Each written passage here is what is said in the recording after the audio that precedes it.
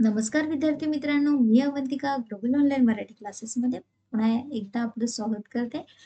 Maharashtra set परीक्षा 2026 याकरिता आपण प्रिपरेशन करीत आहोत. Library and information science unit first मधला आपण कम्युनिकेशन हा टॉपिक मागे कव्हर केलेला, त्यावर काही इम्पॉर्टन्स क्वेश्चनही बघितले होते. कम्युनिकेशन हा असा टॉपिक आहे जो आपल्याला पेपर 1 आणि पेपर 2 या दोन्ही पेपर करता इम्पॉर्टंट आहे आणि खूप स्कोरिंग असा हा टॉपिक आहे. तर यातला आपल्या कुठलाही क्वेश्चन आपला सुटला नाही पाहिजे. आपण त्यावर मार्क्स घेतलेच पाहिजे. सो आता आज आपण काही इम्पॉर्टंट क्वेश्चन बघणार आहोत. चला तर बघूया. पहिला क्वेश्चन आपला काय आहे? The word communication is derived from which one? Communication हा शब्द कोणत्या शब्दापासून आलेला आहे? ऑप्शन दिलेले आहे इथे. A Greek, B Latin, C French आणि D German. So correct answer आपला असणार आहे option number B Latin. Communication, the word communication is derived from Latin word. The word is communis. Communis या शब्दापासून हा शब्द आलेला जो लॅटिन वर्ड आहे तो कम्युनिज आहे. म्हणूनच आपला आन्सर जे असणार आहे ते बी असणार आहे. सेकंड क्वेश्चन आहे कम्युनिकेशन मीनिंग. संवादाचा अर्थ काय? सो कम्युनिकेशन मीन्स काय आहे? Option number A sharing ideas, कल्पनांची देवाणघेवाण. बी एक्सचेंज ऑफ इन्फॉर्मेशन, माहितीची देवाणघेवाण. Option number C information transmission, माहितीचे प्रसारण. Option number D all of the above, की वरील पैकी सर्व. So correct answer is all of the above. मित्रांनो, जेव्हा तुम्ही एखाद्या व्यक्तीशी कम्युनिकेशन करता त्यावेळेस तुम्ही एखाद्या गोष्टीविषयी एखाद्या टॉपिकवर बोलत असाल तर त्याविषयी तुम्ही त्यांना काही कल्पना देत असाल. Means you are sharing your ideas with him her. Okay. Exchange of information, जर तुम्ही सेम टॉपिकवर बोलत आहात आणि तुम्ही आपली माहिती त्याला देत आहात आणि तो तुम्हाला त्याविषयी काही माहिती देत असेल, it's mean exchange of information, माहितीची देवाणघेवाण कर. सी इन्फॉर्मेशन ट्रान्समिशन, माहितीचे प्रसार. म्हणजेच तुम्ही एखाद्या माहितीला बहुतांश लोकांमध्ये, खूप लोकांमध्ये काय करत आहात? पसरवत आहात, तिचे प्रसारण करत आहात. त्यालाच आपण information transmission. So information communication म्हणजे sharing your ideas, exchange of information and information transmission. That's why our correct answer is all of the above. Okay. Third question is, what is the main purpose of upward communication in an organization? संस्थेमध्ये ऊर्ध्वगामी संवादाचा मुख्य उद्देश काय आहे? Options दिलेले आहेत ते. A to give instruction to employees, कर्मचाऱ्यांना सूचना देणे. Option number B to provide feedback and report progress, यालाच आपण प्रोग्रेस रिपोर्ट पण म्हणू शकतो. अभिप्राय देणे किंवा प्रगतीचा अहवाल देणे. Option number C to communicate with other departments, इतर विभागाशी संवाद साधणे. Option number D to announce new policies, नवीन धोरणे जाहीर करणे. So to give instruction to employ हा अपवर्ड कम्युनिकेशनचा पार्ट आहे का? नाही, हा आहे डाउनवर्ड कम्युनिकेशनचा part. To provide feedback and reports, वर नंतर विचार केला जाईल. To communicate with other departments, नाही. टू अनाउन्स न्यू पॉलिसीज, काही नवीन धोरणे करणे, जाहीर करणे. So correct answer is to provide feedback and reports.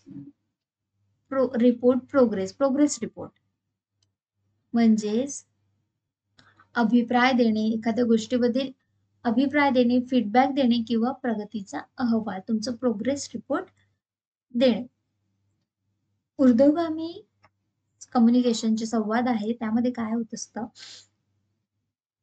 Superior आणि सबऑर्डिनेटर म्हणजेच तुमचं उच्च स्तरावरील जे कर्मचारी आहेत किंवा व्यवस्थापक आहेत ते, आणि निम्न स्तरावरील जे कर्मचारी आहेत ते. निम्न स्तरावरील जे कर्मचारी आहे, उच्च स्तरीय कर्मचारीला काय करतात, आपले प्रतिक्रिया, आपलं फीडबॅक देत असतात. आपण जे काम करतोय त्या कामाचा आढावा देत असतात, त्या कामाचा काय म्हणतात त्याला परफॉर्मन्स रिपोर्ट देत असतात. ओके, म्हणून याचा करेक्ट आन्सर आहे provide feedback and report progress report. Question number 4. How does downward communication help in achieving organization goal?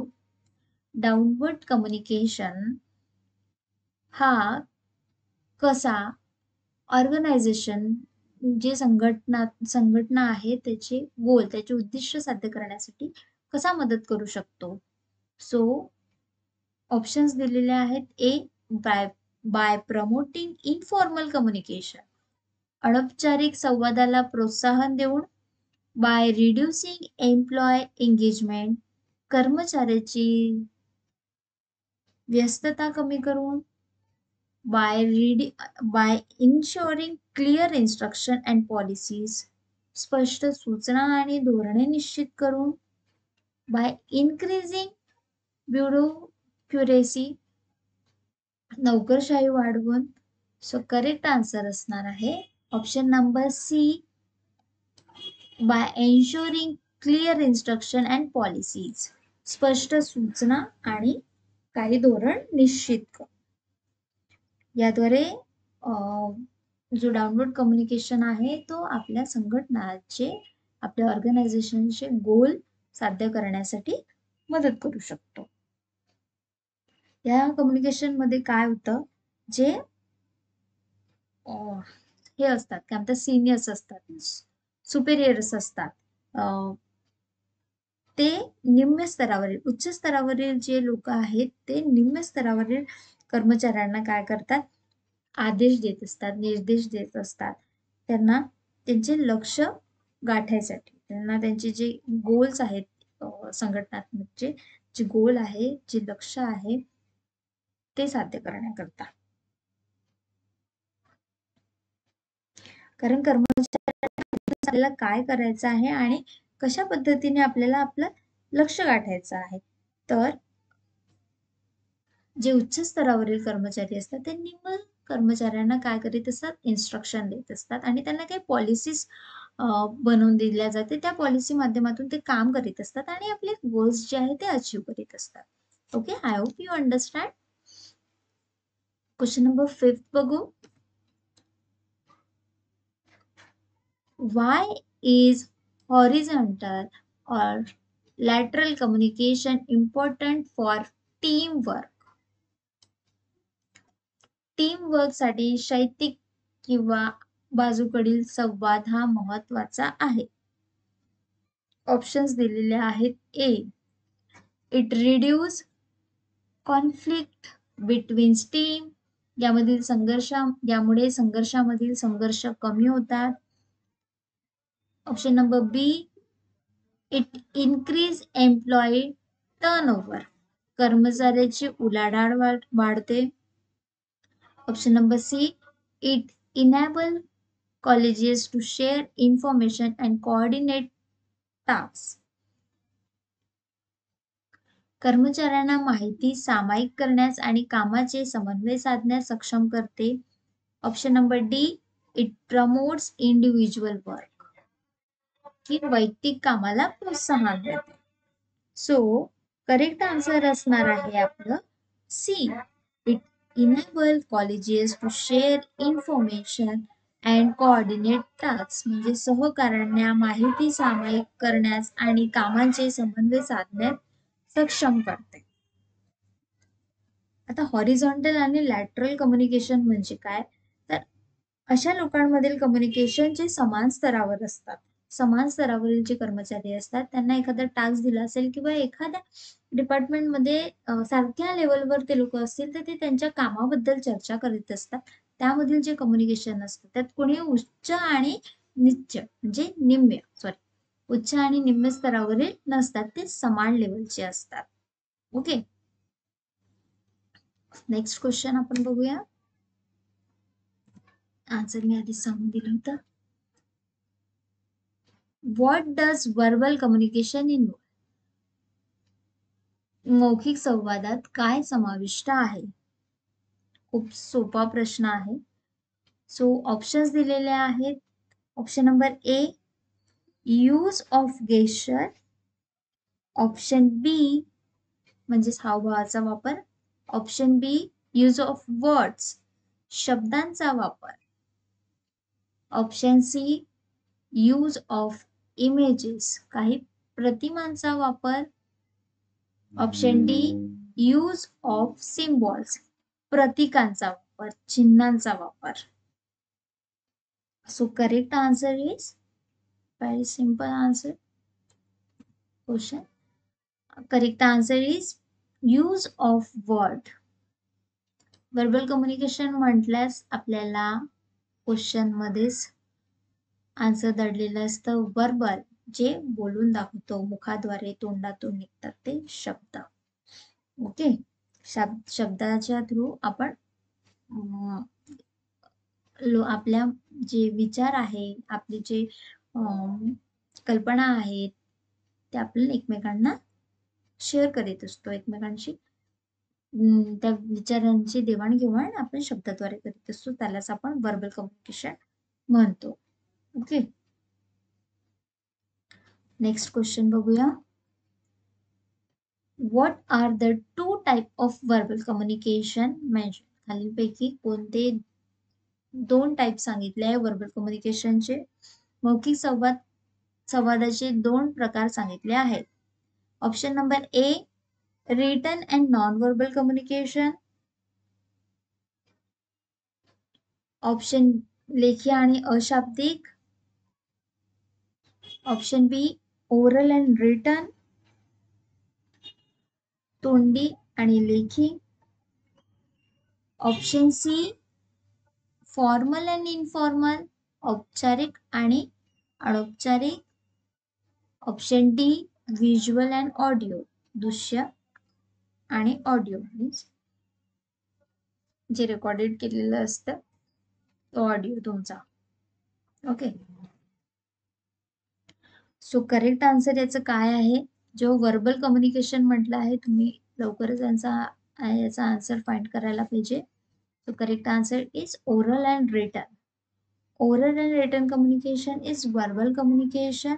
Return and non verbal. Non verbal means जे आपल्याला अशाब्दिक आहे, जे आपण शब्दा थ्रू सांगत नाही. तो पहिला ऑप्शन असंच आपलं कॅन्सल झालंय.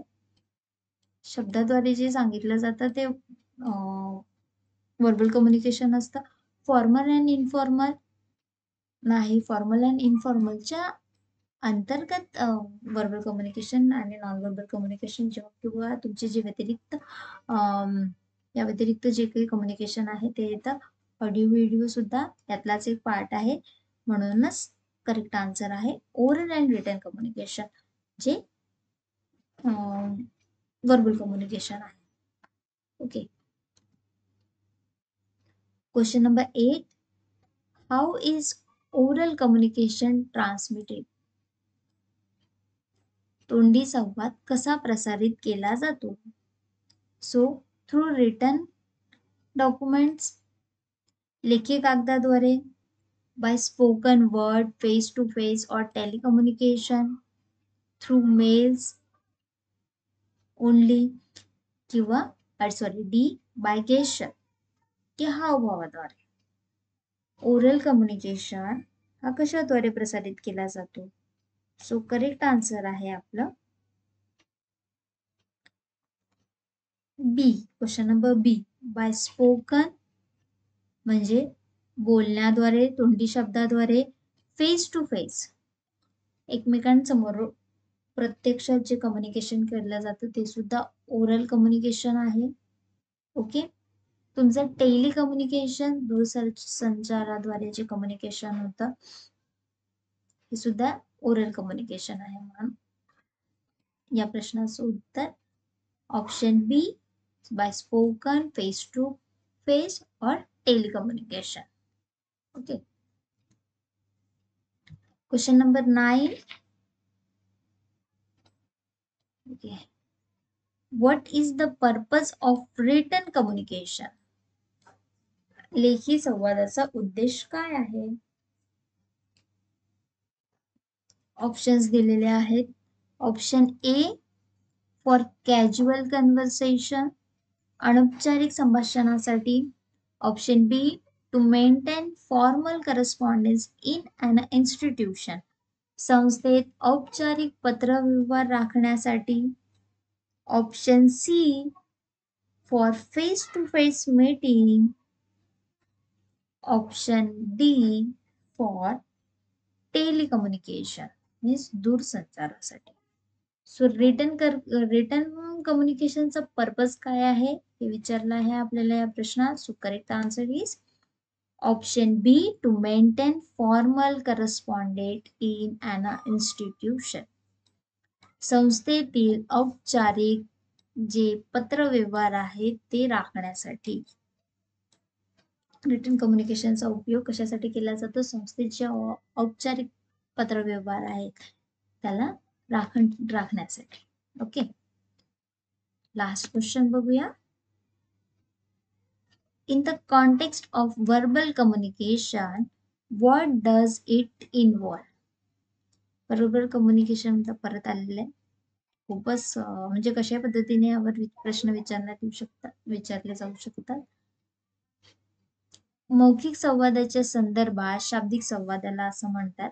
त्यात काय समाविष्ट आहे? यूज ऑफ नंबर्सचा वापर आहे. Use of words, use of pictures, use of sound. So correct answer is use of words. चुकी हा क्वेश्चन आपला रिपीट झालेला आहे. शब्दाचा वापर करून शब्दाचा उपयोग करणे हा मौखिक वर्बल कम्युनिकेशनचा कॉन्टेक्स्ट आहे असं आपल्याला म्हणतात. ओके. सो अतिशय सोपे प्रश्न आहे पण परीक्षेत विचारताना खूप असे गोंधळून टाकतात. ते कन्फ्यूज करणारे आपल्याला ऑप्शन्स देतात. पण आपल्याला मार्क्स सोडायचे नाही आहेत कारण आपण पूर्ण हा जो कम्युनिकेशनचा टॉपिक आहे तो आपण पूर्णपणे कव्हर केलेला आहे आणि त्यावर येणारे क्वेश्चन्स आपण प्रॅक्टिस करतोय.